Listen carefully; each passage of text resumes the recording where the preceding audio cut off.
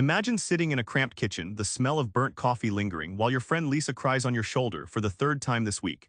She's drowning in her husband's chaos again and you feel that knowing pull to fix it.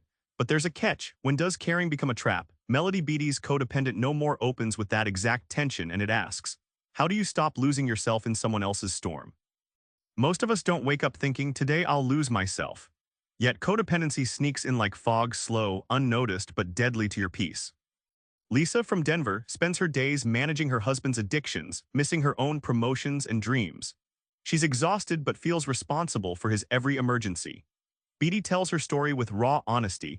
Lisa's fixation on his problems leaves her hollowed out, a classic codependency nightmare where your identity vanishes behind another's drama.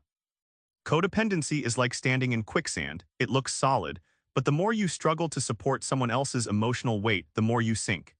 Beattie compares it to licking someone's wounds that are never healing. You're stuck in a loop that drains your energy and blurs your boundaries, all disguised as love and care.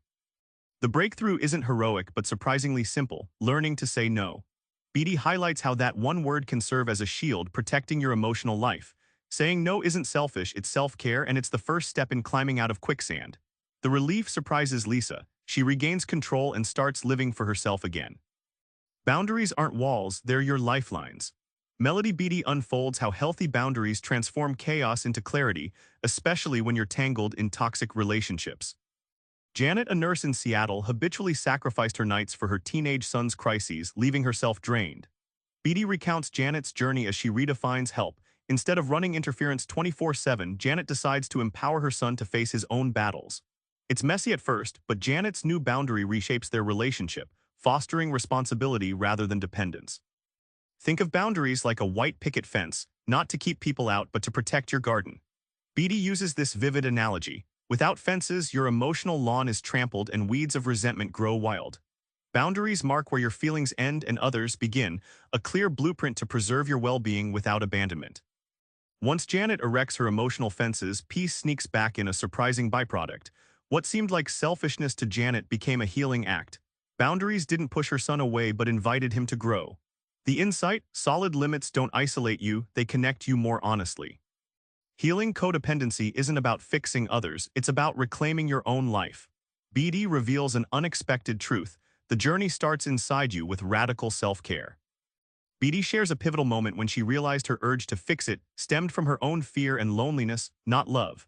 She narrates sitting alone in a quiet room, breathing through that urge, choosing to release control instead of grabbing it desperately.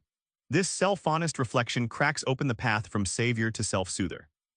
Think of self-care as your internal compass. When you nourish yourself physically, emotionally, spiritually, you build a clear sense of direction, immune to the chaos swirling outside. Beattie carves this metaphor vividly.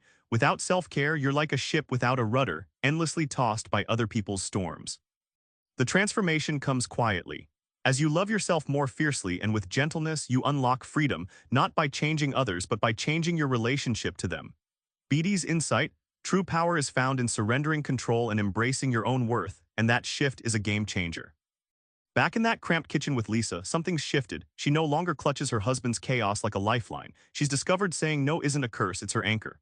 Melody Beattie's message rings clear. When you step back and care for yourself first, you don't abandon love, you transform it. So here's a start. Tonight, try saying no to one demand that drains you and watch your freedom begin. Subscribe for more book summaries like this one.